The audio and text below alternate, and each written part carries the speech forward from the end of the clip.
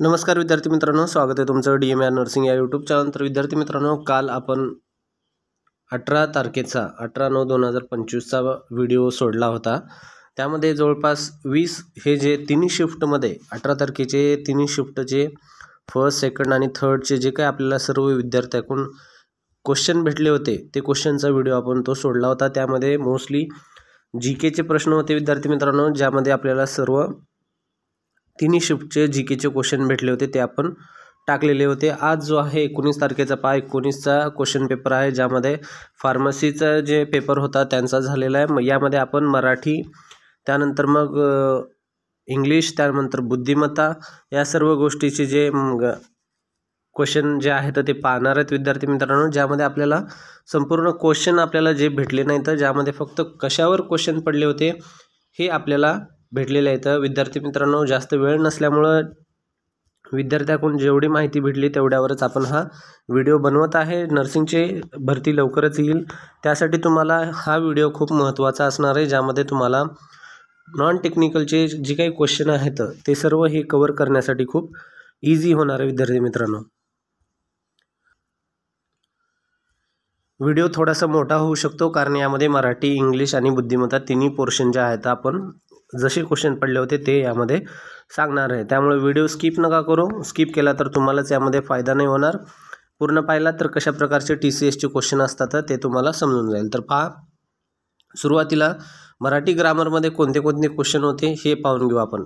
मराठीमध्ये जे काही मराठी सेक्शन आहे आपल्यामध्ये टोटल DMRचा आपला 200 मार्काचा पेपर असतो, ज्यामध्ये 120 मार्क जे असतात हे नॉन टेक्निकलचे असतात आणि 80 मार्क हे नर्सिंगचे असतात। ज्यामध्ये आपल्याला 120 मार्क हे थोडेसे जास्त असतात, ज्यासाठी याला थोडेसे लक्ष देणं गरजेचं आहे। पहा, यामध्ये पहिला जो पोर्शन आहे, पहिला मराठीमध्ये जो प्रश्न पडला होता तो पडला होता उपमा आणि अलंकार, यावर तो प्रश्न पडला होता विद्यार्थी मित्रांनो। तुम्ही जर नॉन टेक्निकलचा अभ्यास करताय तर हे पोर्शन जे आहे तर पडलेले आहे, त्यावर नक्की लक्ष द्या, यावर प्रश्न पडलेले आहेत, ठीक आहे। त्यानंतर नेक्स्ट प्रश्न होता तत्सम शब्द, जे तत्सम शब्द असतात यावर हा प्रश्न पडला होता। यामध्ये पहा, काही प्रश्न हे डबल आलेले आहेत, काही प्रश्न यामध्ये सिंगल आलेले आहेत। फक्त आपल्याला माहिती एवढी भेटलेली आहे की यावर शब्द अशावर प्रश्न पडलेले आहेत। यामध्ये काही डबल पण असू शकतात, यामध्ये काही सिंगल पण प्रश्न असू शकतात, पण यावर प्रश्न पडलेले आहेत, ठीक आहे। त्यानंतर आहे तत्सम शब्दावर प्रश्न होते। त्यानंतर सर्वनाम, जे सर्वनाम आहे यावर पण मराठीमध्ये प्रश्न पडलेला आहे विद्यार्थी मित्रांनो। ज्यांना माहिती आहे त्यांनी हे समजलं असेल, ज्यांना हे सर्वनाम वगैरे माहिती नाही आहे तर त्यांनी हे अभ्यास करून घ्यायचं सर्वनामचा। त्यानंतर पुस्तक लेखक, जे कोणी पुस्तक, यावर बरेच प्रश्न पडत असतात पुस्तक लेखकवर प्रश्न हे हमखास असतात विद्यार्थी मित्रांनो। त्यासाठी पुस्तक लेखक जे आहेत थोडेफार रीड करून घ्या, जे कोणते महत्त्वाचे पुस्तकं आहेत त्यांचे चांगले जे पुस्तकं आहेत त्यांचे लेखक कोण आहेत ते पण तुम्ही रीड करून घ्या। त्यानंतर नेक्स्ट होता साधा वर्तमान काळ, यावर पण प्रश्न पडलेला आहे। वर्तमान काळ जे टेन्स आहे, टेन्सवर जो प्रेझेंट वगैरे ह्या सर्व गोष्टीवर प्रश्न पडलेला आहे। पहा, साधा वर्तमान काळावर एक प्रश्न पडलेला होता, जो की आपल्याला विद्यार्थ्यांकडून भेटलेला आहे, तो आपण तुम्हाला सांगत आहे।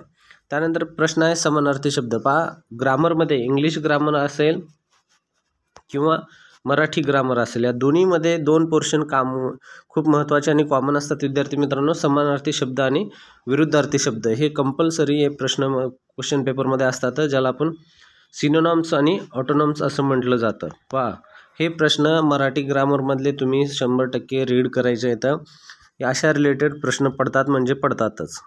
त्यानंतर नेक्स्ट आहे पुढचा प्रश्न, पहा विरुद्धार्थी शब्द। पहा, यामध्ये विरुद्धार्थी शब्द पण पडलेला आहे, समानार्थी आणि विरुद्धार्थी शब्द। आता सांगितलं सिनोनॉम्स आणि ऑटोनॉम्स, या दोघांवर पण प्रश्न पडलेले आहेत। त्यानंतर पुढचा प्रश्न होता मनीवर पण प्रश्न पडलेला आहे। या ठिकाणी पहा, मनी जे आहेत मनीवर पण प्रश्न पडलेले आहेत। तुम्ही जर वाचले नसतील तर मनी वाचून घ्या, रीड करून घ्या, कारण जेव्हा PDF येईल ऑफिशियल तुमची नोटिफिकेशन, त्यानंतर तुम्हाला फक्त नोटिफिकेशन आल्यानंतर फक्त एकच महिना जो असतो, एकच मंथमध्ये तुम्हाला सगळं क्लिअर करायचं असते, कारण एक मंथ लगेच एक्झाम येते विद्यार्थी मित्रांनो, ठीक आहे। त्यासाठी तुम्हाला प्रिपरेशन फास्ट करावं लागेल। त्यानंतर नेक्स्ट आहे विशेषण प्रकार ओळखा, यावर पण प्रश्न पडलेला होता, जो की विशेषण प्रकार ओळखा यावर। त्यानंतर पहा, पुढचा पोर्शन जे आहे बुद्धिमत्ता, यामध्ये पहा आतापर्यंत जे आपण एवढे जे 9 टॉपिक पाहिले, या 9 टॉपिकमध्ये काही ठिकाणी डबल, काही ठिकाणी सिंगल असे प्रश्न पडलेले आहेत। त्यानुसार हे आपण घेतलेला आहे। त्यानंतर पुढचं आहे पहा बुद्धिमत्ता। बुद्धिमत्तामध्ये जर काय काय पडलं तर पाहायला गेलं तर पहिला पोर्शन होता त्यामध्ये बैठक व्यवस्था। बैठक व्यवस्था जे आहे यामध्ये एक प्रश्न पडलेला होता बैठक व्यवस्थावर, ठीक आहे, ते पण तुम्हाला पाहून घ्यावं लागेल। त्यानंतर कोडिंग आणि अल्फाबेटिकल सिरीज। अल्फाबेटिकल सिरीजवर तर कंपल्सरी प्रश्न असतोच, तो कोणत्या पण याच्यामध्ये असेल कंपल्सरी। अल्फाबेटिकल सिरीज शिवाय क्वेश्चन जो आहे एक्झाम ते कंप्लीट होतच नाही, तुम्हाला सांगतो। ज्यांना कोणाला अल्फाबेटिकल सिरीज माहिती नाही आहे त्यांनी हे कंप्लीट करून घ्या, हा खूप इम्पॉर्टंट पोर्शन आहे। 2 मार्क यामध्ये फिक्स आहेत, तुम्हाला सांगून ठेवतो। जर 200 मार्काचा डबल असेल 1 मार्काचा, जर एका प्रश्नाला 2 मार्क असतील तर समजून जावा 4 मार्क या ठिकाणी अडकलेले आहेत तुमचे, कमीत कमी, जास्त पण असू शकतात। त्यानंतर नंबर सिस्टीम सेम अल्फाबेटिकल सारखं नंबर सिस्टीम। त्यानंतर प्रॉफिट लॉस पण कंपल्सरी प्रश्न असतातच, प्रॉफिट लॉसवर पण या ठिकाणी पडलेला आहे। त्यानंतर नेक्स्ट आहे रेशो प्रपोर्शन पर्सेंटेज आणि शंकूचा वॉल्यूम। पहा या ठिकाणी शंकूचा वॉल्यूम प्रश्न विचारला होता, सेम प्रश्न होता, शंकूचा वॉल्यूम काय असा प्रश्न होता, ठीक आहे। तर पहा एवढे हे तुम्हाला बुद्धिमत्तामध्ये कव्हर करायचं आहे। त्यानंतर पहा सामान्य ज्ञान।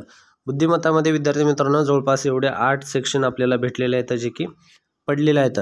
तुम्ही एवढ्यामध्ये तर 100% तुमची तयारी असू द्या, कारण अशा रिलेटेडच तुम्हाला नॉन टेक्निकल नर्सिंगमध्ये पण प्रश्न पडणार आहेत। त्यानंतर पुढचा पाहून घेऊ आपण, पुढचा जो असणार आहे सामान्य ज्ञान। तर पहा सामान्य ज्ञानचे जी के आहे, काल आपण जी केवरच बनवलं होतं, तर आज पण पहा यामध्ये नागरिकत्वाचे कलम जे आहे या ठिकाणी विचारलेलं आहे विद्यार्थी मित्रांनो। नागरिकत्व जे आहे त्याची कलम जे आहे ते कलम विचारलेले आहे, तर यावर तुम्हाला तयारी ठेवावी लागेल। त्यानंतर तरंग लांबी जे आहे त्यावर पण प्रश्न पडलेला आहे। नेक्स्ट आहे आधुनिक भारताचे जनक, खूप महत्त्वाचा प्रश्न आहे। आधुनिक भारताचे जनक जे आहे यावर प्रश्न पडलेला आहे। यामध्ये मोस्टली जे पेपर असतात तर कॉम्पिटेटिव्हचे, ज्यामध्ये हा क्वेश्चन विचारला जातोच, तलाठी असेल, त्यानंतर पोलीस भरती असेल, या सरळ सेवा जे कोणते आहे ज्यामध्ये असे प्रश्न विचारले जातातच। त्यानंतर पुढचा पहा कायनेटिक आणि टेम्परेचरचा संबंध, यावर एक प्रश्न होता। कायनेटिक आणि टेम्परेचर यावरचा एक प्रश्न विचारला गेला होता। त्यानंतर आहे क्लोरोब्लास्ट। क्लोरोब्लास्टवर एक प्रश्न होता विद्यार्थी मित्रांनो, क्लोरोब्लास्ट काय आहे त्या संदर्भामध्ये प्रश्न विचारला गेला होता। ज्याला माहिती आहे त्यांना चांगली गोष्ट आहे, ज्यांना माहिती नाही आहे त्यांनी याचं तपास पाहून घ्या, याचं काय अर्थ आहे तो चेक करून घ्या। त्यानंतर नेक्स्ट आहे विद्यार्थी मित्रांनो खेलो इंडिया हिवाळी स्पर्धा कोठे आयोजित केली होती। पहा खेलो इंडिया हा खूप इम्पॉर्टंट आहे। खेलो इंडिया जो आहे हा आताच रिसेंटली झालेला आहे। यामध्ये हिवाळी स्पर्धा जी आहे कोणत्या ठिकाणी आयोजित केली होती यावर प्रश्न पडलेला होता विद्यार्थी मित्रांनो। त्यानंतर पुढचं पाहून घेऊ। त्यानंतर पुढचे पहा यामध्ये महाराष्ट्राचे लोकसेवा हक्क अधिनियम यावर एक प्रश्न होता, महाराष्ट्राचे लोकसेवा हक्क जे आहेत अधिनियम यावर। त्यानंतर नेक्स्ट होता साऊंड। हा साऊंडवर एक प्रश्न विचारला होता। आता साऊंडवर काय प्रश्न असेल तुम्ही समजून घ्या। मोस्टली साऊंडवर प्रश्न जे आहे जो आहे आपल्या मानवी जे आहे आपण किती साऊंडपर्यंत, किती डेसिबलपर्यंत साऊंड ऐकू शकतो, सहन करू शकतो, अशा रिलेटेड हा प्रश्न असू शकतो, ठीक आहे। साऊंडवर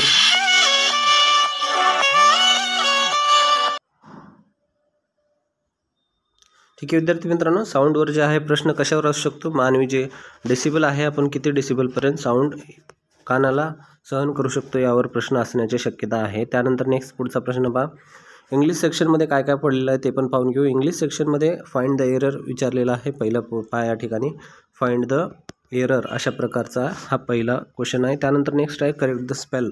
करेक्ट स्पेल हे बरेच विचारले जातात कंपल्सरी, कारण स्पेलिंग जे आहे त्या स्पेलिंगमध्ये तुम्हाला करेक्शन जे आहे ते पाहायचं असते, कोणतं असतं ते खूप कॉमन आहे। तर अशा प्रकारचे प्रश्न हमखास असतातच, यासाठी तुम्हाला हे जर असे प्रश्न सोडवायचे असतील, तुम्हाला पूर्ण करेक्ट उत्तर आणायचं असेल तर तुम्हाला याची प्रॅक्टिस खूप गरजेची आहे। खूप प्रॅक्टिस केल्यानंतर हे सर्व उत्तर तुम्हाला नक्कीच बरोबर येतात। त्यानंतर पुढचा प्रश्न आहे इडियम्स। हमखास कोणती पण प्रश्न एक्झाम होणार आहे ज्यामध्ये इंग्लिश ग्रामर जर तुम्हाला असेल त्यामध्ये इडियम्स येणार नाही असं होणारच नाही, इडियम्स हे 100% येतच त्यामध्ये आलेलं आहे। त्यानंतर पुढचा आहे प्रोव्हर्ब्स आहे, प्रोव्हर्ब्स यावर पण येतील। त्यानंतर नेक्स्ट विचारलेला लुसिडचा सिनोनॉम्स विचारलेला आहे। पहा लुसिड जे आहे या शब्दाचा समानार्थी शब्द, लुसिड या शब्दाचा समानार्थी शब्द विचारलेला आहे. ठीक आहे, समानार्थी शब्द मी आत्ता सांगितलं होतं तुम्हाला विद्यार्थी मित्रांनो की मराठी ग्रामर आणि इंग्लिश ग्रामरमध्ये समानार्थी शब्द आणि विरुद्धार्थी शब्द हे प्रश्न पडतातच. तर तशा प्रकारे लुसिडचा समानार्थी शब्द विचारलेला आहे. त्यानंतर आर्टिकलवर पण प्रश्न होते, आणखीन पंक्च्युएशनवर पण प्रश्न विचारला गेला होता. तर अशा प्रकारचे हे इम्पॉर्टंट जे आहेत क्वेश्चन विचारलेले आहेत, त्यावर आपण हा व्हिडिओ बनवला होता. जर व्हिडिओ तुम्हाला हा आवडला असेल तर नक्की या व्हिडिओला लाईक करा, चॅनल सबस्क्राईब करा. असे जे अपडेट आहेत आपल्या चॅनलवर डेली येत असतात. तर विद्यार्थी मित्रांनो, काल क्वेश्चन पेपर्स रिलेटेडच होता, आज पण क्वेश्चन पेपर रिलेटेडच आहे. नवीन जर आपल्याला अशीच माहिती जर काही विद्यार्थ्यांकडून भेटली तर नक्कीच आपण पुढे पण असे व्हिडिओ अपलोड करूया विद्यार्थी मित्रांनो. भेटूया पुढच्या महत्त्वाच्या व्हिडिओमध्ये.